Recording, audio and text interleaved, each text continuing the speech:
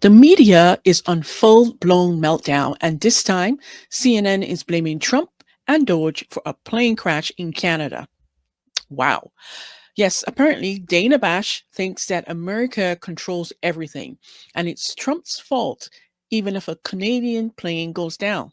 Meanwhile, Stephen Miller absolutely embarrasses CNN's Brianna Keilar, treating her like a child while explaining how the government actually works. And just when you thought it couldn't get any more crazy, President Trump pulls out his receipts, exposing the most ridiculous, wasteful government spending you've ever heard. And oh, we're not done yet. Pastor Jamal Bryant, he's back, wheezing his way through another unhinged rant, trying to run MAGA white supremacists out of DC. Welcome back to the Kharisma Show.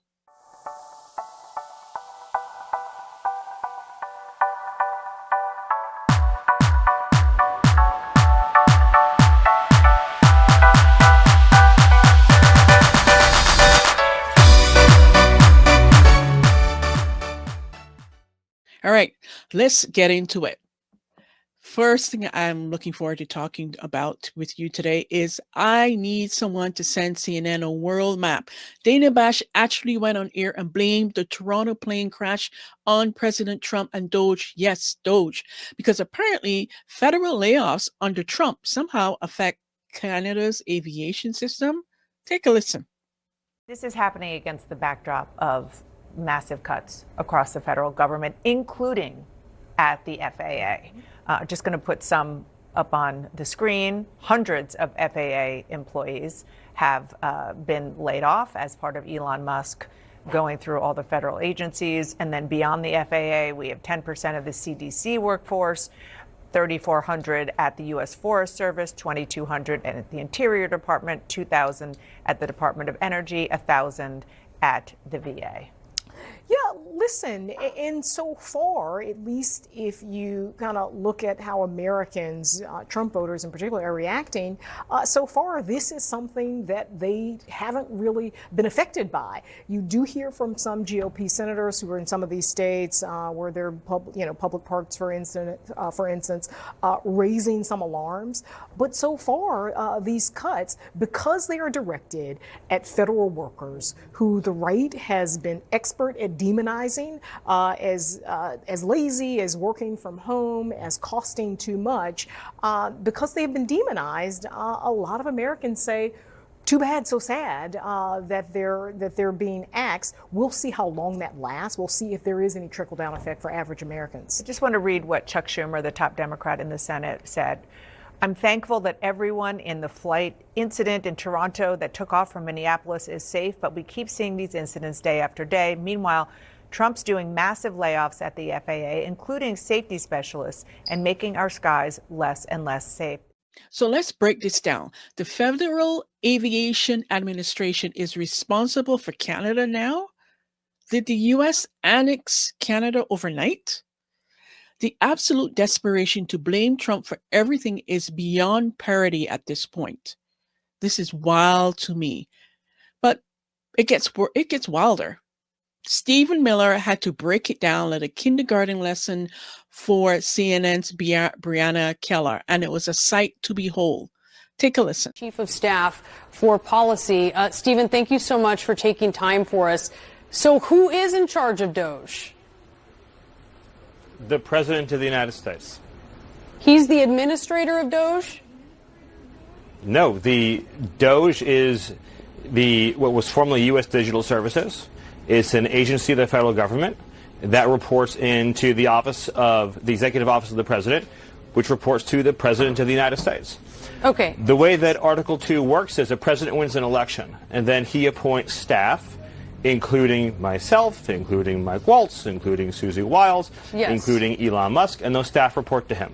Okay, well aware. So Elon Musk a week ago answered a question about transparency at DOGE. This is how he spoke about DOGE.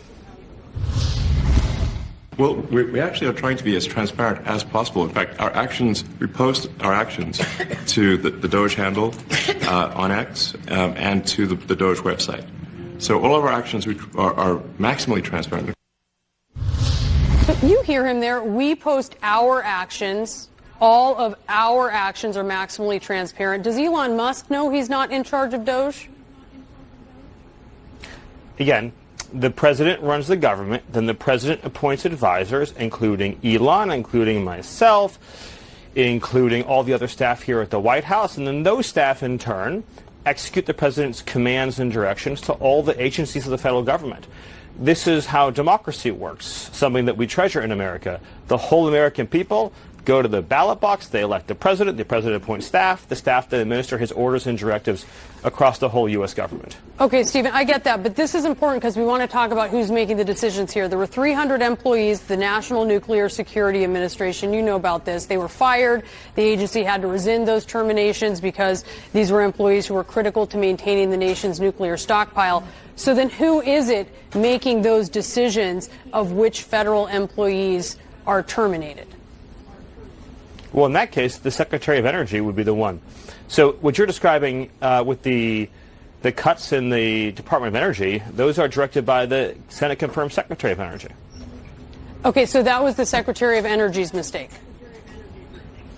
Well, I wouldn't use the term mistake. I would say that it's pretty standard when you're downsizing government. You make cuts, you assess those cuts, you see who needs to be rehired, who needs to be kept, who needs to be That's not what happened here, though, Stephen. You know that they were rescinded. These aren't normal things. These were terminations that were rescinded. I understand that even a temporary interruption in federal employment is a great crisis and catastrophe for you and for CNN. What the American people see is a government that is finally delivering a promise of accountability under President Trump. You want to have a conversation about transparency. Let me ask you a question.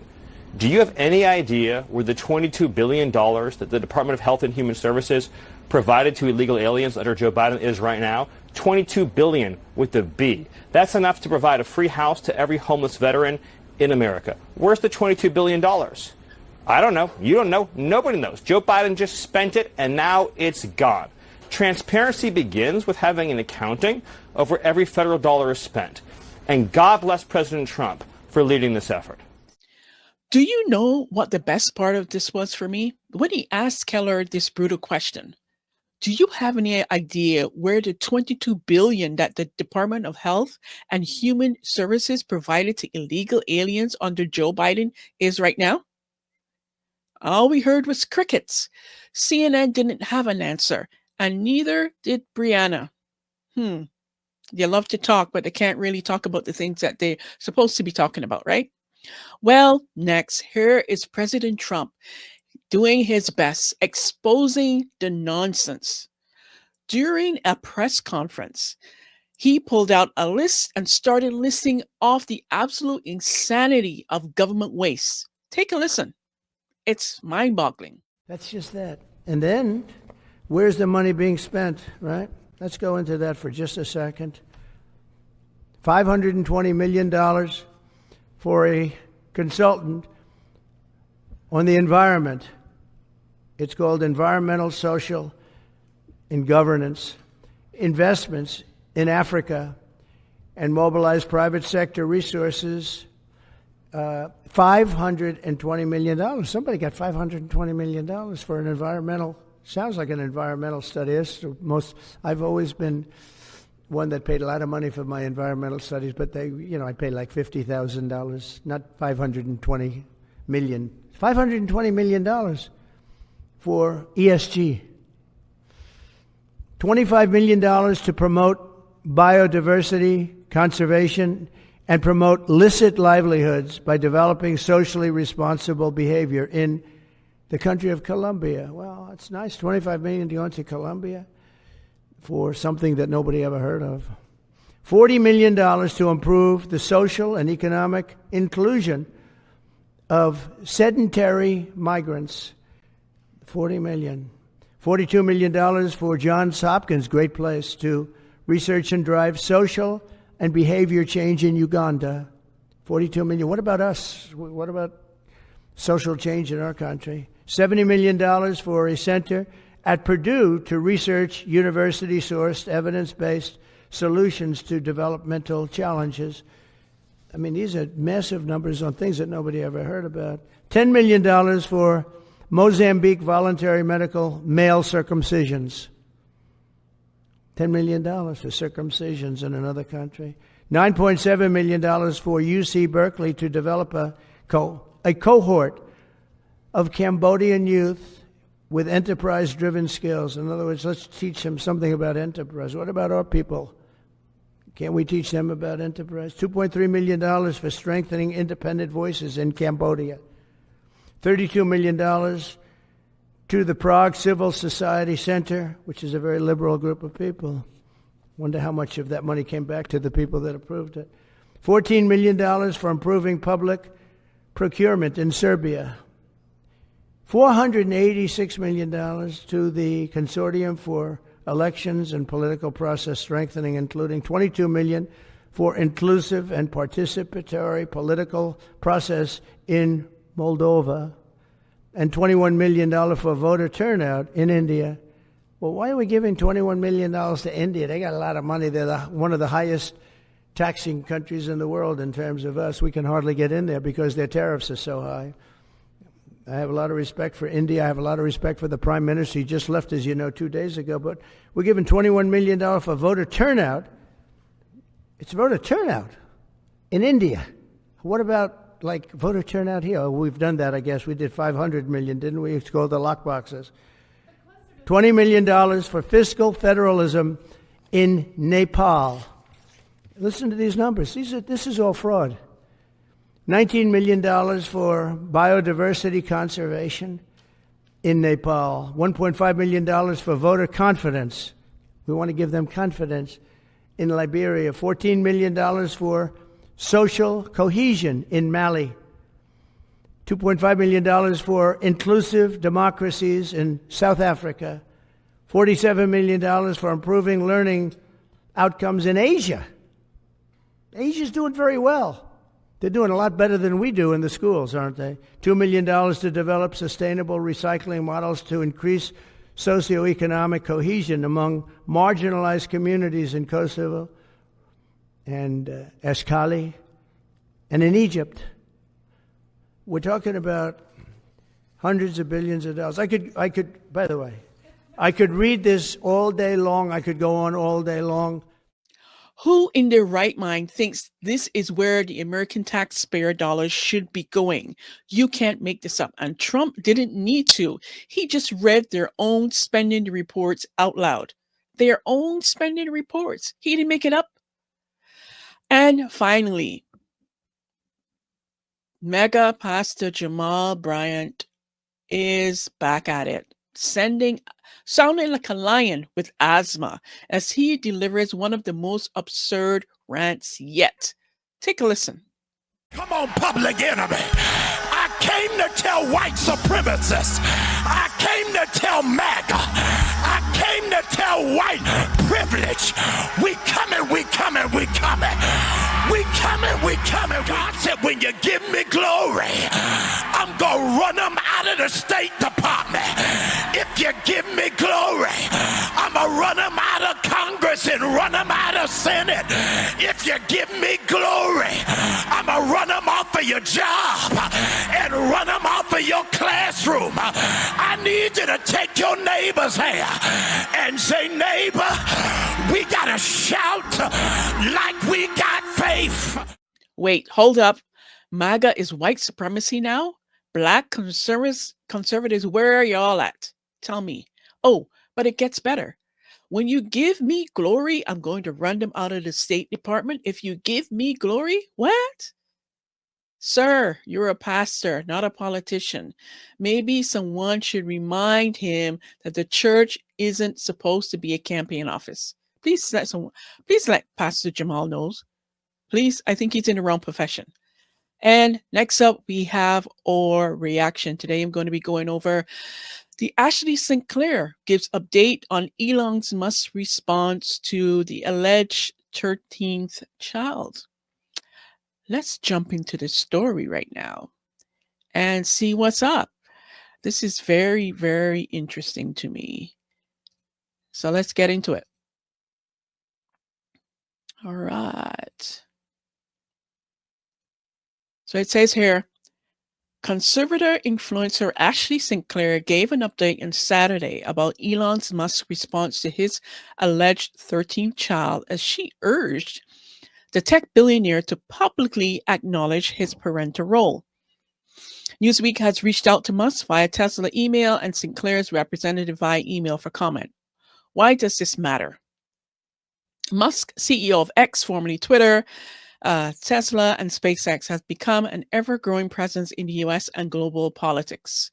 Musk, who has reached a net worth of $436.8 billion, has been appointed by President Donald Trump to lead the Department of Government of Efficiency, or DOGE, and has been a staunch ally of Trump's.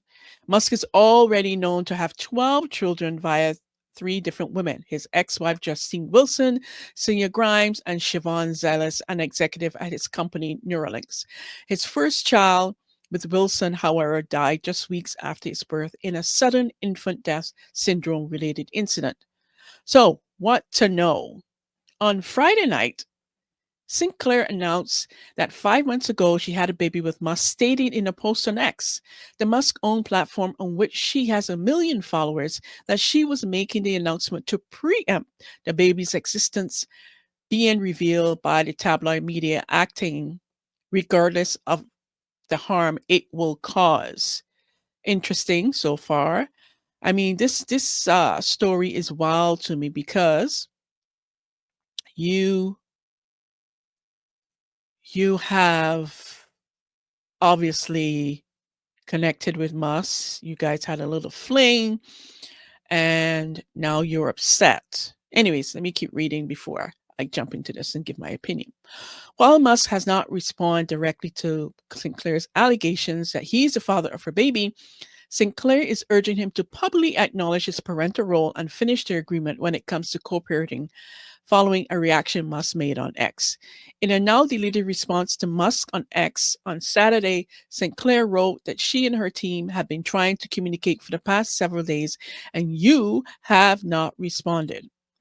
Musk's X post, which simply stated "whoa," was in a response to an account that posted a screenshot of an alleged X post from 2020 that showed Sinclair joking about wanting to get Elon Musk's attention for a marriage proposal.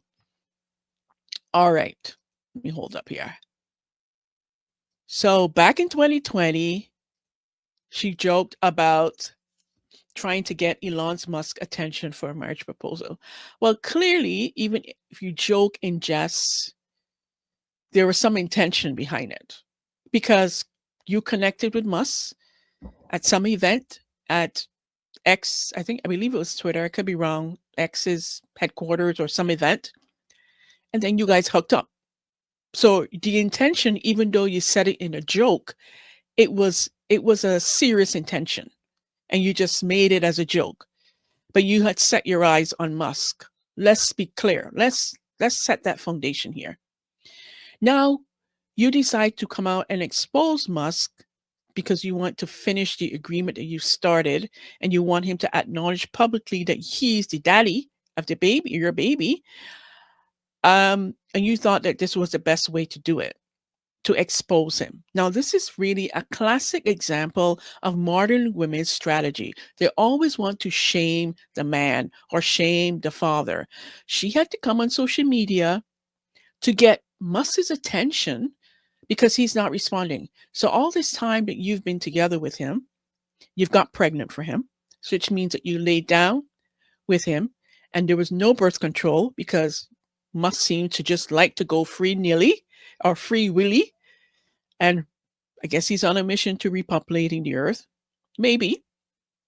But the point is, you laid down with this man. You had intention to get his become part of his life, his awareness in some way. Maybe it wasn't what you expected. Maybe you were looking for that engagement, some kind of a long-term relationship, and it never happened, but you got pregnant, and now you're upset? Really?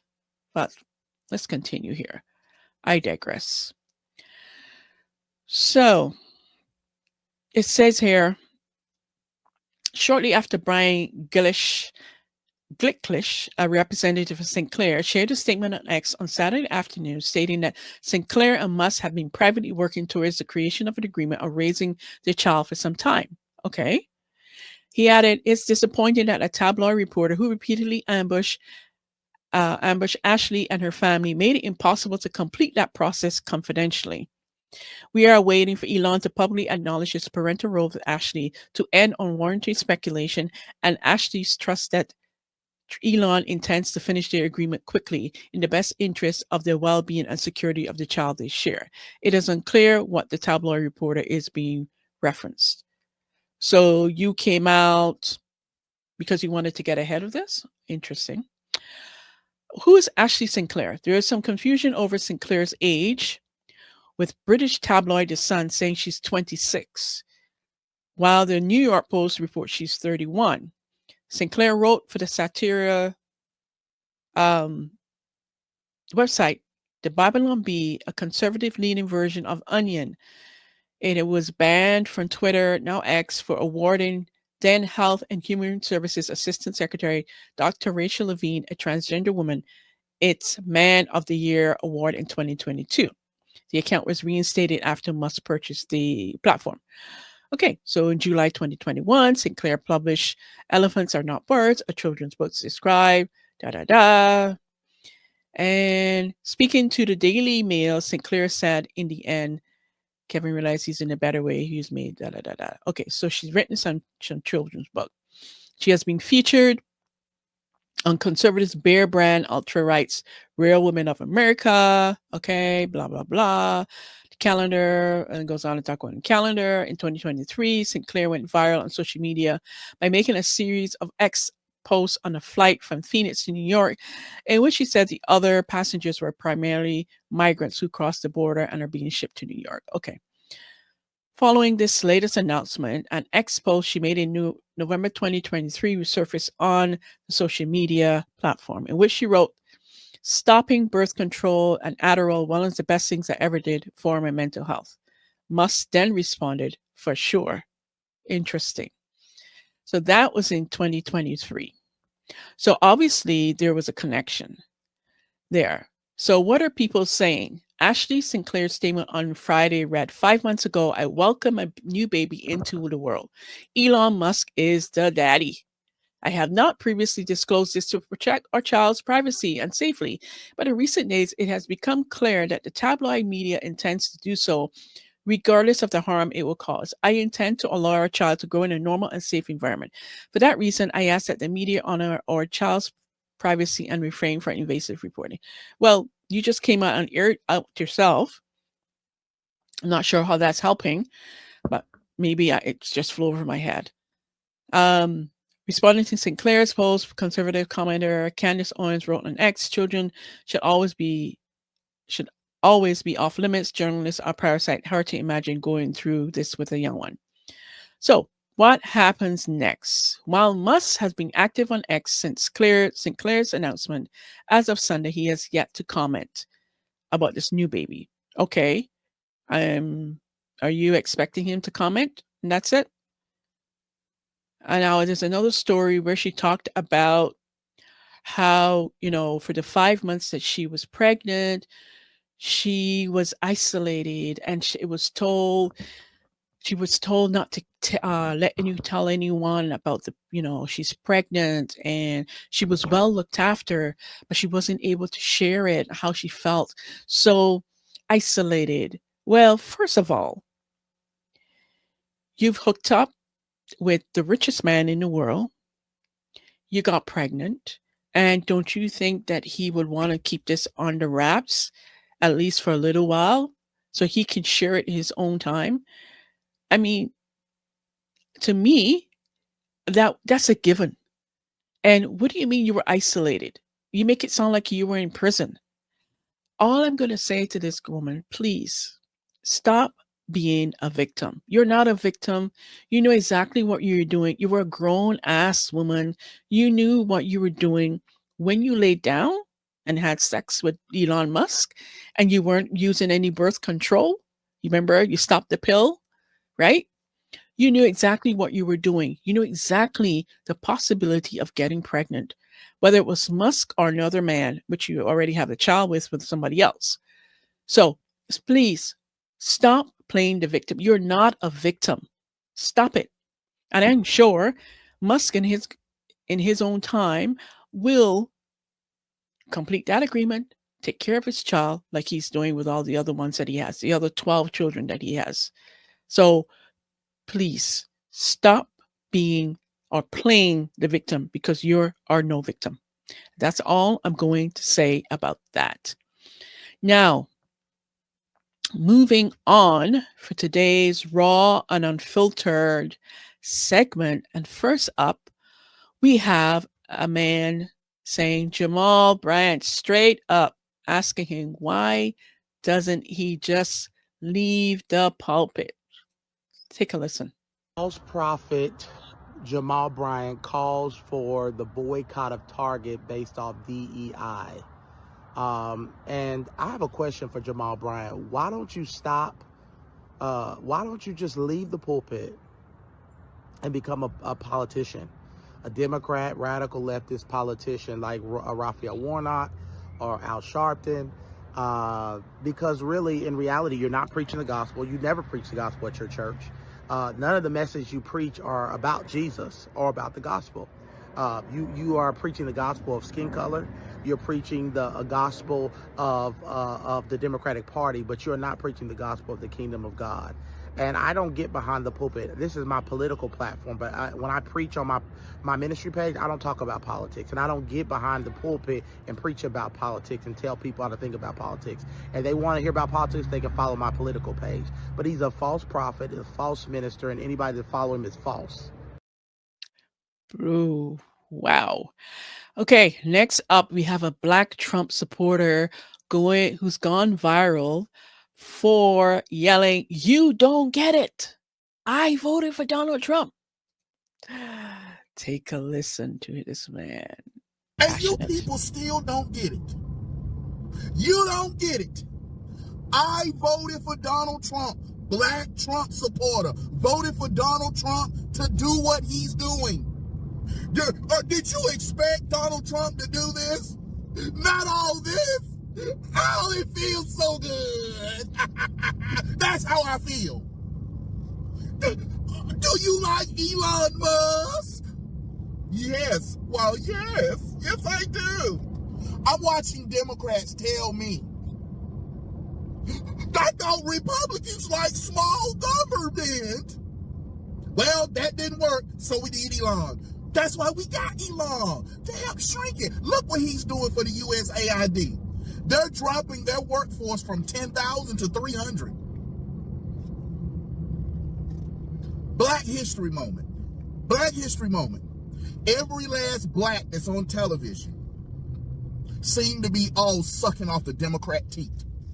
All of them give the same talking point, the same concerns, all Democrat approved. All of you Democrat approved. Well, Donald Trump, he really ain't helping black people. He really ain't helping black people. You brag one moment black people didn't support Donald Trump. So why are you upset Donald Trump ain't supporting black folk? You can't have it both ways, but he is. What Donald Trump is doing, he's eliminating are you a DEI hire or are you a hire? Yes, and people have a right to say that. I'm enjoying every single bit of this. Friday, I'm loving it. Trump kicking butt. You don't like it? Guess what? You didn't vote for Trump. We're out here protesting. We're protesting those. Did you vote for Donald Trump? No. So why am I surprised that you out here protesting Trump? You didn't vote for him. So of course you're not going to like it. But as for people like me, I'm loving it. Enjoy your Friday. And next up, we have, speaking of protests, this man is losing it because he says these leftists are protesting Trump, Musk, and DOGE. Look at these complete idiots. Take a look. I mean, how dumb can you be? Look at this. People, American citizens, are protesting the organization that's trying to prevent the government from robbing them. I mean, complete idiots. People are protesting protesting the agency that's trying to cut waste. It's the most ridiculous thing. What is that? What in the hell is wrong with people? Crazy. And there you have it, raw and unfiltered from the mouths of the American people. You can't make this stuff up, folks. CNN blaming Trump for the Canadian plane crashing, Stephen Miller having to school Brianna, and Trump exposing wasteful spending, and Jamal Bryant is on a holy war against MAGA. The meltdown is real, and we're just getting started. Hit that like button, subscribe, and let me know in the comments what's the most ridiculous story from today's lineup. I want to hear from you. I want to hear your thoughts, and I'll see you next time on the Kharisma Show.